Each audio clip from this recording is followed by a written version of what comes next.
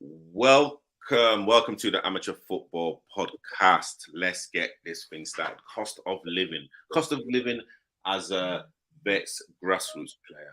I am in the presence of greatness. Chris, the Wizard Hubbard. How are you doing, sir?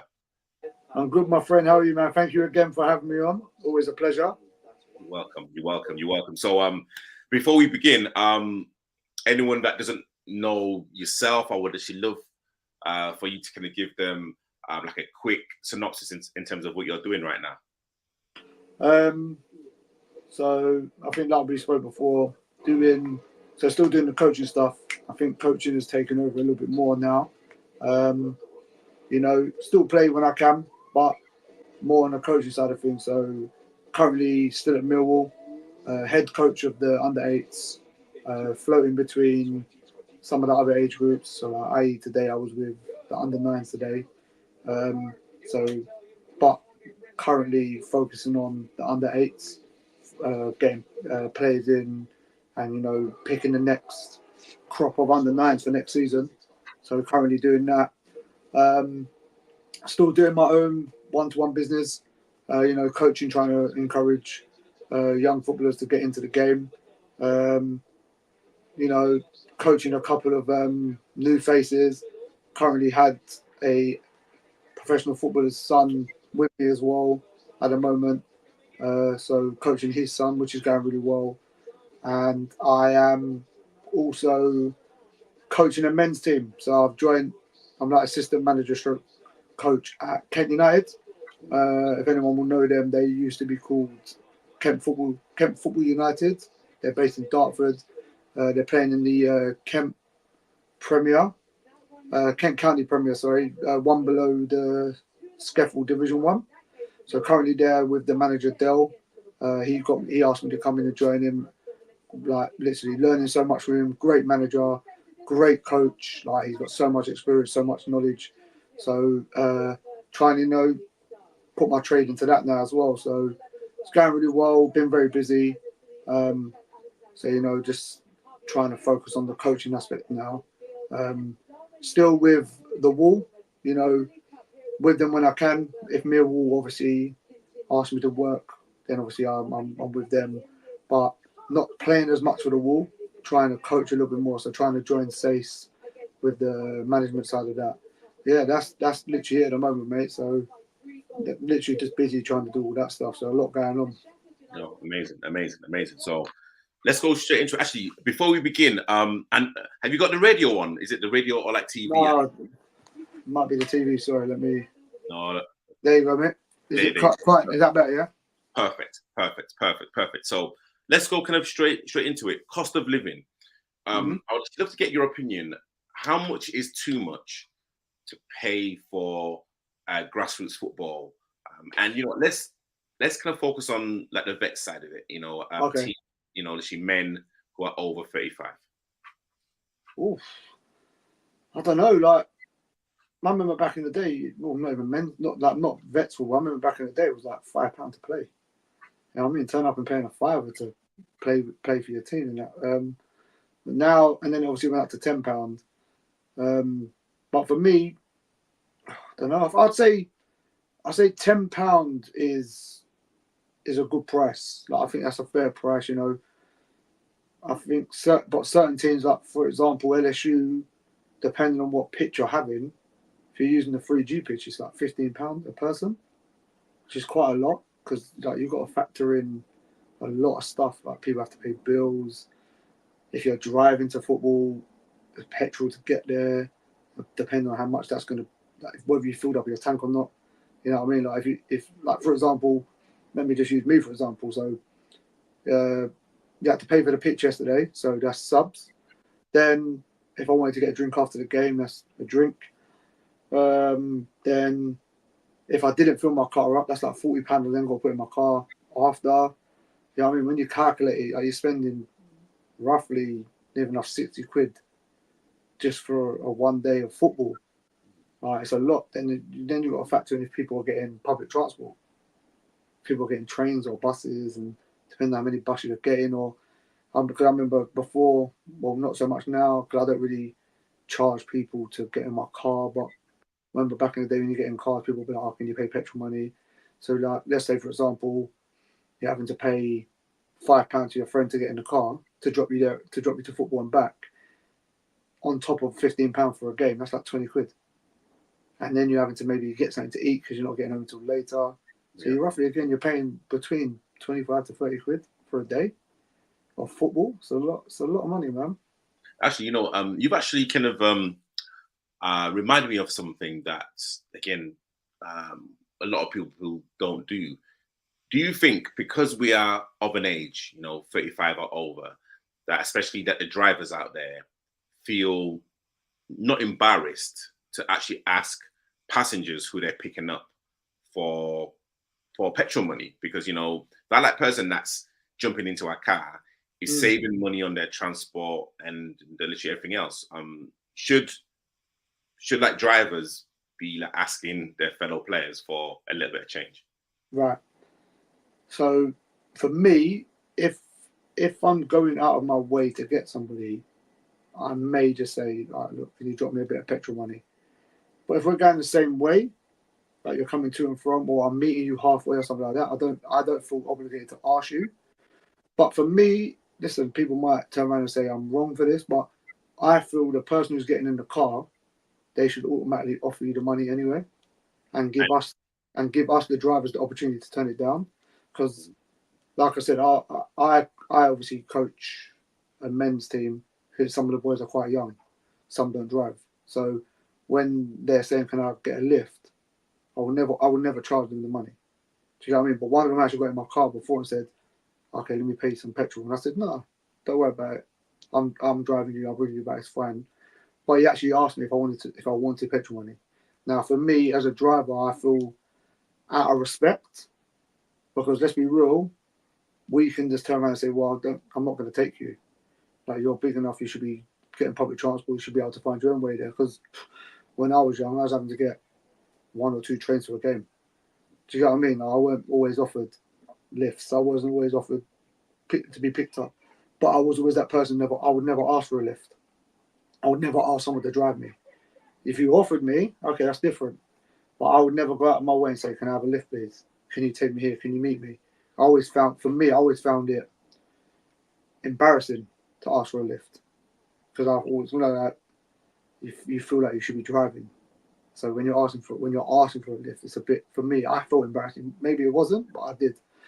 So I don't think. Well, we should ask for money, depending on the journey. If you're going too far or whatever like that. But I generally feel like the passenger should offer out of respect. And again, it's kind of not even just the LSU, Catford, Independent, Hollington thing. I kind of want to broaden this kind of question. What price for you would be too much to play a Vets game?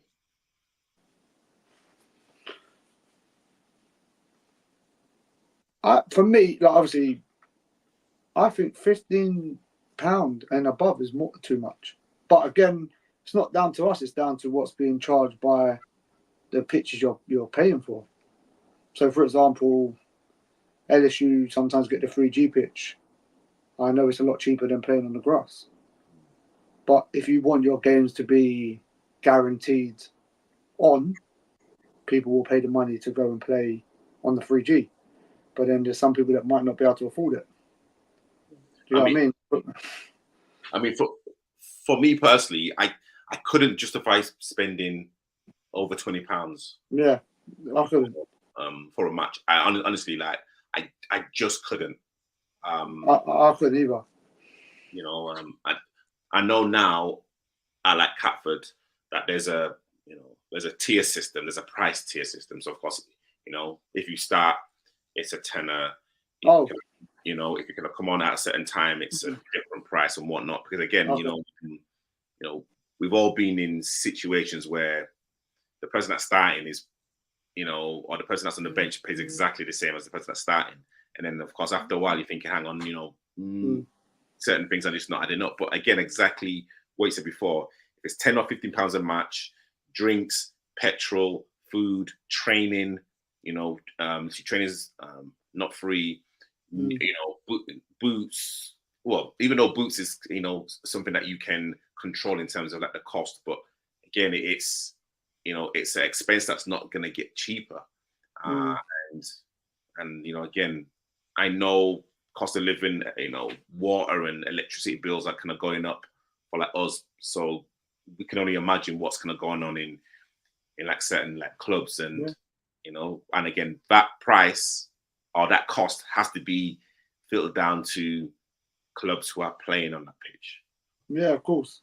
And like you said, LSU. So maybe I didn't explain probably, but LSU do that as well. Like if you're on the bench, like I was sub yesterday, I had to pay £10. If you started, it was 15. So they do similar to that. If you're starting 10, and obviously depending on what pitch you're playing on and stuff like that. But again, like you said, now you just hit now on the head. Remember, some people have to go train. You have to pay for the pitch you train on. So you're paying another £5, between another £5 to £8. And then there's some people who don't train. So to get their training, they're going to play £5 aside. That's another £7, £8 a week. Do you get what I mean? Then, when you actually factor in a lot of the stuff, not only are you paying petrol to go to training, but you're also paying petrol to go to matches, paying petrol so. Then you've got to pay petrol for your everyday life and stuff like that. So it all adds up, and this is why sometimes people may not turn up to games as much because they just can't afford it. And like you said, let's hope. We can only hope, but we're not too sure whether it may get a bit worse due to the fact of the cost of living going up. So if we're paying a certain price for our gas, electric and water bill, what are the clubs paying? Because you think about it, like the water, the electricity that they're using, the heating they're using to cover what maybe 15 change rooms maybe. Yep. And then you got the bar, then you got the food. What are they paying? So they're going to obviously calculate all that and add that to the prices as well. So you know what I mean? So that's the difficulty you have as well. So do you think clubs at this present moment in time can survive in this current climate? Not if it continues. I don't think they will. It all depends on the club. If you're a club that is, I don't know, let's say maybe not well known as much, and then you're trying to get yourself out there, and then you're trying to find somewhere to, because you got to remember as well, like you could have clubs that have been around for ages and have a good connection with the grounds that they're at. So they already have a good negotiation prices with them. Let's say you're a club that has maybe not long just started and you're trying to find somewhere to play. Now the price could be totally different for you. Do you get what I mean? And then, or like I spoke to someone today who he's a manager of a Sunday team, and he was saying how he had to change a whole place to play at. Now he went from paying one price at one place, and now he's going to have to pay another price at another, where they could be totally different. One place he was playing at before could maybe be okay because they were there for so long. Now he goes to a new place, who's to say the price could be even more? Now you're having to tell your players, right, you have to pay an extra £5 to play. And certain people might not want to do that. So for me personally, depending on how well the club is run as well, some may survive, some may not. But again, as well, also you ain't even factored in. What if you get a yellow card? What if you get a red card?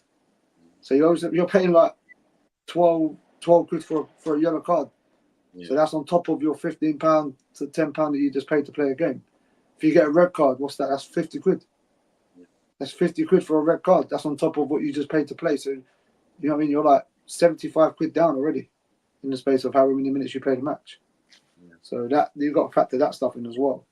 So, you know what? And literally, I got frowned upon when I kind of said this statement, but from like amateur level all the way even to the elite level. But let's kind of just talk about amateur bets. Yeah, every single player that comes into a team has a pound note on their head. Mm-hmm. No matter what people think, it's a business. So Yeah. you and I will have a disposable income that we can afford to pay for a club. And of course, that the club needs us and other members, 10, 15 members to actually pay for the facilities, and like the more people or the more players that's in a club, the more profitable a club will like be. Not, literally, I'm not saying that, the like clubs keep like money away, but they literally want as many players in as possible, paying £10, £15, £5, whatever it is. And I've had conversations with like people where actually I'm like, okay, I'd love to see the annual accounts.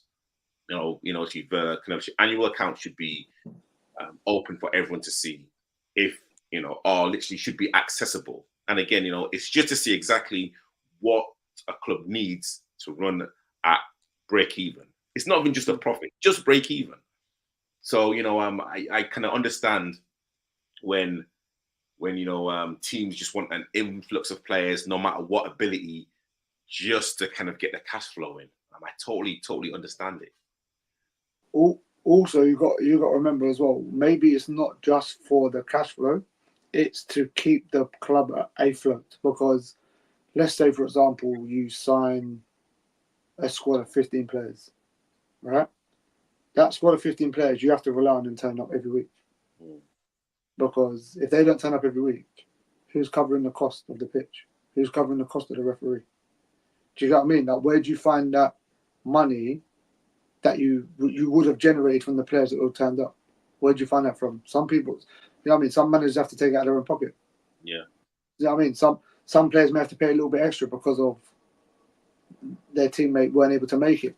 You know what I mean? And that's life. It happens. Not everyone, especially in vets football nowadays as well, like not everyone's going to be always available. So I get what you're saying, but then sometimes the high influx of players is just to ensure that the cost of being able to play is being able to be covered. Do you know what I mean? Because of see, we didn't even think about referees. You've got to pay for the refs. You got to pay for the ref now. You've got to pay for the ref. You've got to pay, and if you've got a ref and two linos, I'm assuming you have to pay for them as well. You know what I mean? So it's like you're paying for the pitch, you're paying for this, and I know sometimes it's split, isn't it? Like if I don't know how it all works, but if I'm correct, one pays for pitch, one team pays for the pitch, one pays for the ref. Is that how it works? Yeah. So depending on what league that you're referee, because I'm a kind of referee, I'm kind of trying to earn a little bit of money. So so of course it's either the home or the away team that will pay for the ref. Of course it's the home team that will pay for their pitch. It's like in like cup games, but again, like there's a fee for a ref, and I think it may go up as well. So it's there you go. It's kind of one of these things where players, managers will have to have these very open conversations and say, look, like things are going up. It's nothing to do with us. It's just how things are, but it's a kind of pressure that, we all face. And it kind of leads me on to my next question. And I would just love to get your opinion. What do you think the financial pressures on men? Let me try and rephrase that question. The financial pressures that us men face on a daily basis. Do you think that kind of hampers our performance on a Saturday or Sunday? I don't know. It depends, doesn't it? Because like when you look at now, times have changed. Because you look at back in the day, maybe a lot more back in the day, because men were seen as I think we've had this conversation, men were seen as the breadwinners. But nowadays, some women are making maybe just as much as men. So the financial pressure is taken off slightly, because you know that the cost of living at home is maybe a little bit less strenuous, because you and you and your girlfriend or you and your partner, whoever whoever you're with, you can split the cost. So maybe the strain of that is not so much coming when you're going into games. I would say, like for me, on my personal experiences, I've never had the stress of what I've had to pay to play. I've always had stresses of other stuff going on, just like general life stuff. It's never been sort of, I can't speak for other people, but I've never had the strangers of like never had the fear of, oh, what am I going to, how am I going to pay for this, how am I going to pay for that for football, because I always made sure that I had money for football because it was a release, isn't it? So that for me, I'm not too sure, because I think, like I said, back in the day maybe it might have been a bit different because of men maybe working, maybe not saying it was, but having to work a little bit harder due to the fact that women weren't seen as equal, where nowadays it's a bit different because they are, and some women are on very good money. You know what I mean? So you're having to worry about it. But I would say it's more. I'd say it's more the stress of the people that are running the club. Like, are you going to have the players in to pay for the day? Are you going to have people that are going to turn up to training to pay for the pitch to train them? Do you know what I mean? It's like, I think that's where the players, not so much. I think maybe more the managers straight behind the scenes is the ones that may have the stress. Because like you think about it, I don't know if you're involved, how much you're involved at Catford, but you said you've been a manager before, right? Yeah. I've seen videos where you say you've been a manager. Would you think it's more the players or the managers? Because I'm assuming you as a manager, you look at the group chat and you say, right, I've had this amount of people say they're coming. Now, when it comes to the night before or the day they drop out, then you're left with, I don't know, less players than what you expected. Now you're looking, thinking, right, not only if I'm struggling to have a team, but now we've got to cover costs. Would you not agree? Would you not? 100%. I've like looked at group chats, and I know players who are, who can afford to play, and if like those players drop out, I know that money's got to come from my own pocket.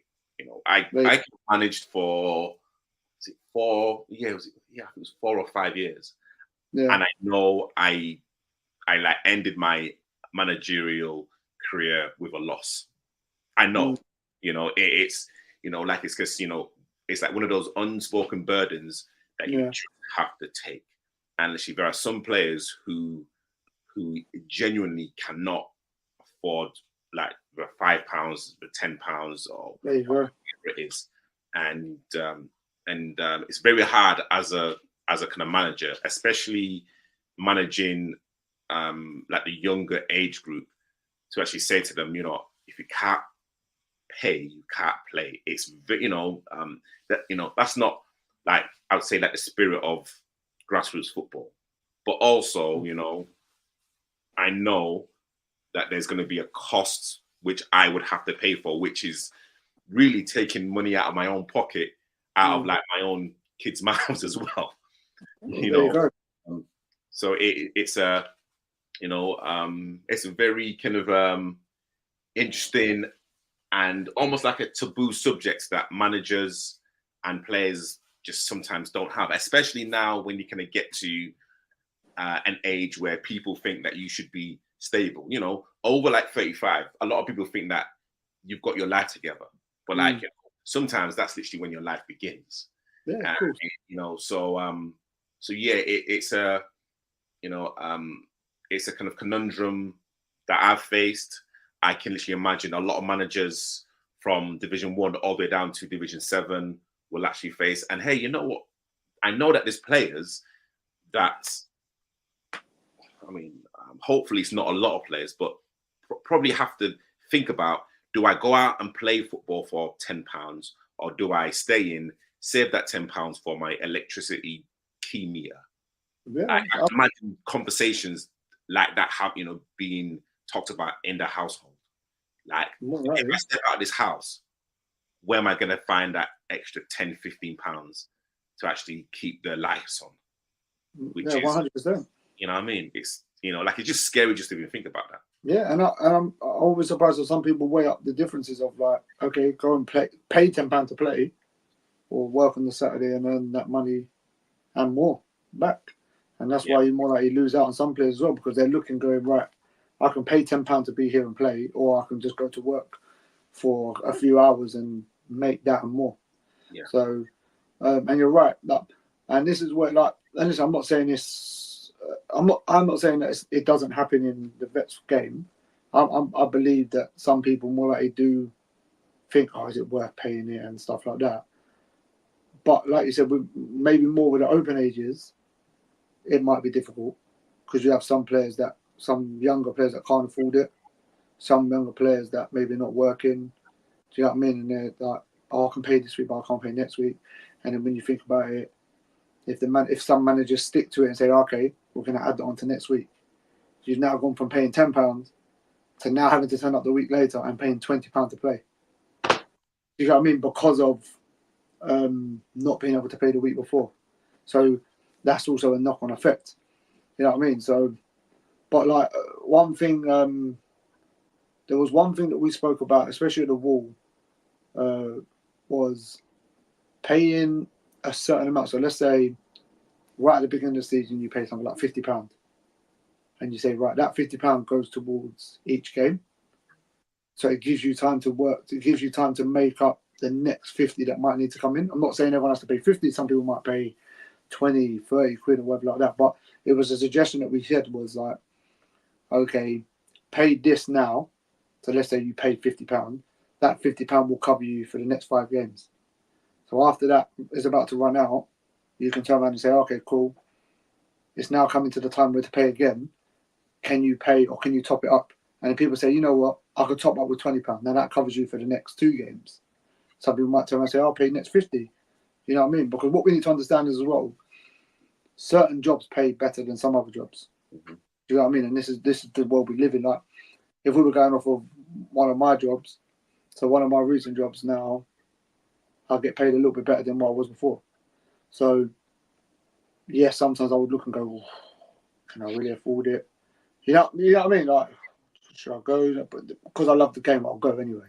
Mm. But now, I'm not saying now. I'm not saying I'm getting paid where I'm like, oh, I ain't got to worry about it. But what I mean is, like, I look now and I think to myself, okay, I'm getting paid slightly better than before, so that money I have, or the money I had, kind of helps me cover that.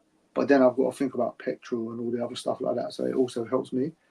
But yeah, I think some players may struggle with it mindset wise, and may affect them, because you do also, because you've got to remember as well, no one likes to lose. So do you really want to be paying £15 to get smashed? Yeah. You know what I mean? Do you want to be paying £15 to not win, and knowing that you're paying £15 to get smashed every week? That's why teams will fold. Yeah. Because what's the point of paying that subs every week to know that you're not going to win a game? Yeah. It makes no sense. So that's why teams won't play. And also as well, you know, we've all been in a situation, I can imagine, even like viewers who are watching, where they've missed work, which is, like a decent wage, and then you've played for your team, and then weeks or months down the line, something happens and you think, wow, like, I've like been loyal to actually miss a game, to actually miss a day's work to actually play this game, and literally, what have I got from it? And you know what I'm saying, literally, I've like personally been in that situation where like I've like missed work, and I think to myself, like, why? Like, just I'm not saying that I needed like a trumpet and flipping confetti.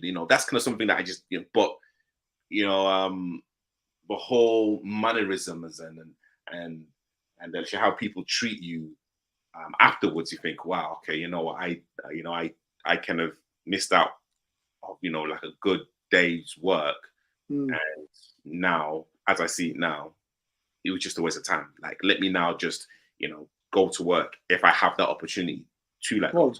100%. And I think as well, do you really want to pay the money and knowing that you're going to give 110%, but your teammates are not going to. Why would you pay that? Why would you want to pay that money every week, knowing that not everyone's going to run as hard as you? Yeah, I'm not saying everyone has to, but it then just gives you, like you said, then it puts in your mind like, well, I might as well not bother.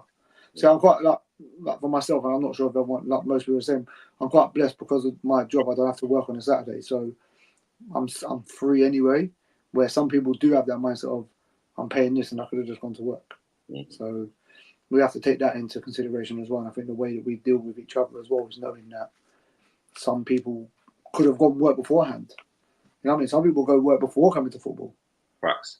So, you know what I mean? They've already been out grafting and then turned up to pay and then end up losing. That's going to like really demotivate you.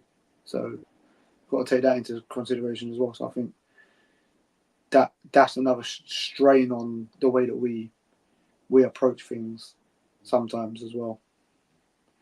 What's the one solution that a club can actually do to actually create finances for themselves? I would say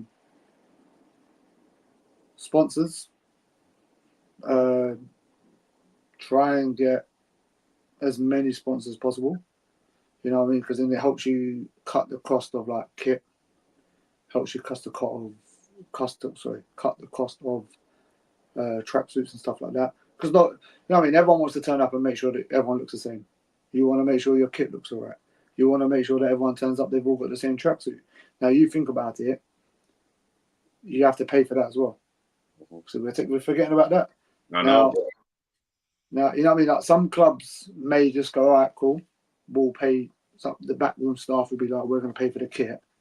Okay, you want a tracksuit? You've got to chip in for your own tracksuit. Now, when you figure out the tracksuit, you got to get a jumper. You then got to go and get you got to get the bottoms. That comes to about what, 50, 60 quid. So that's another 60 quid before the season even started.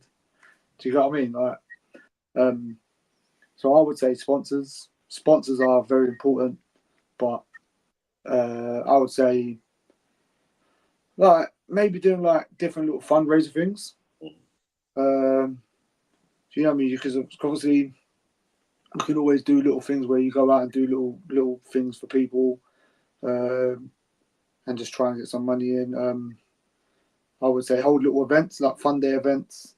You know what I mean? Like you could do little fun day events that obviously certain money goes to a certain charity and stuff like that, and then certain money can go back into the club. You know, depending on how well your club is growing, social media is always a good thing. You know, if you get yourself on social media and you're posting regularly and you're getting a good following, there's always a possibility that you can make an income from that. But again, that comes down to time and effort and work. And I guess like I don't know, like that's some of the things that I would go with. It's quite difficult, isn't it? Because a lot of these things are going to take time and effort. And you know, some of the people I think what we've got to remember is that even though the players are working and the players are turning up to play, the people that also run the club behind the scenes are also working. You know what I mean? They've got families. So they've also got to factor all that in. You know what I mean? Does anyone really want to be sitting at home, not spending time with the family, making sure that they're doing a fundraiser all the time or you know what I mean, or chasing people up for money? I don't think they want to. You know what I mean? Once you leave football and you go to your family, sometimes that's it. Your time's done, and then it's only until I don't know what next couple of days you're in again. So, but they're just some solutions that I would suggest. You know, yeah, that's it really. Because, and then just always be like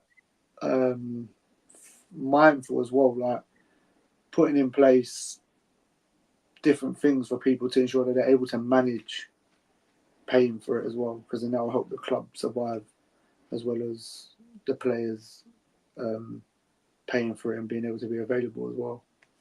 Yeah, so true. You know, I mean, I like echo everything that you just said. There's really nothing for me to add, really. And one point that I just want to hammer on that I want to hammer home to people, exactly what you said before.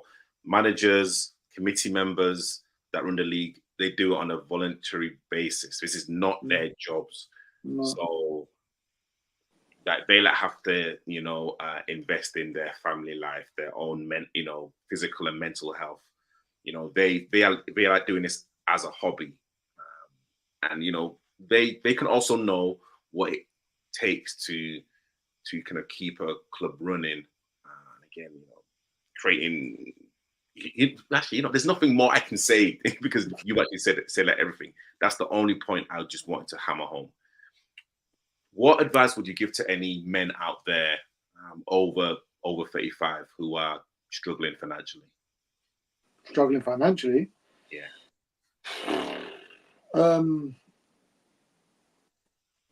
I think the same thing as, like when you're struggling mentally, just don't be afraid.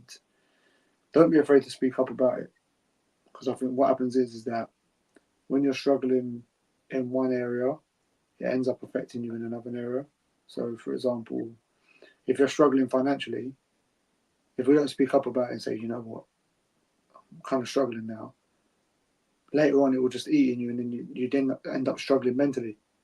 So instead of letting them intertwine together, where then instead of struggling all together, you know what I mean? Like, just speak up. You know what I mean? Because at the end of the day, we're all here to support each other, and like, if we're honest, we hear a lot of stuff going around saying that, Vets football support each other and all this stuff, and I'm all for it. Like, I'm all for supporting everybody, no matter what. Like, even if we don't play in the same team, if you're a rival and stuff like that, like, I don't want to see anybody struggling. So I think sometimes just speak up, try and be there for each other. You know what I mean? Always ask someone if they're okay, how they're doing and stuff like that, because that can make a big difference. And look, at the end of the day, don't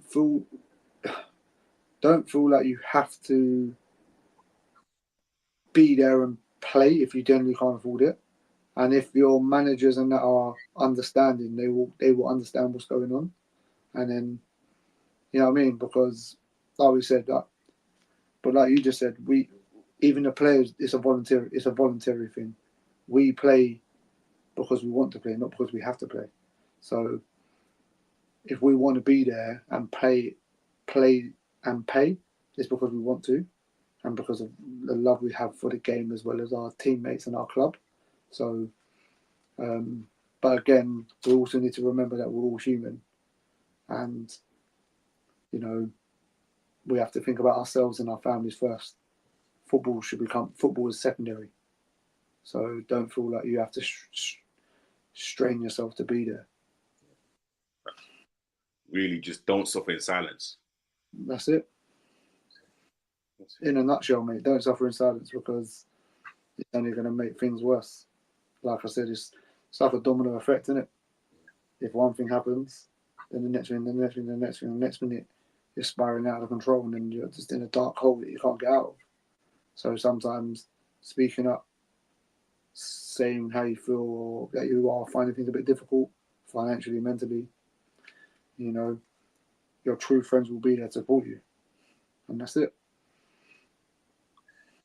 Chris, the Wizard Hubbard, thank you so much for coming on. All of Chris's details will be in the description. Thank you so much for watching. Please share, like, subscribe, and we will see you next week, Sunday.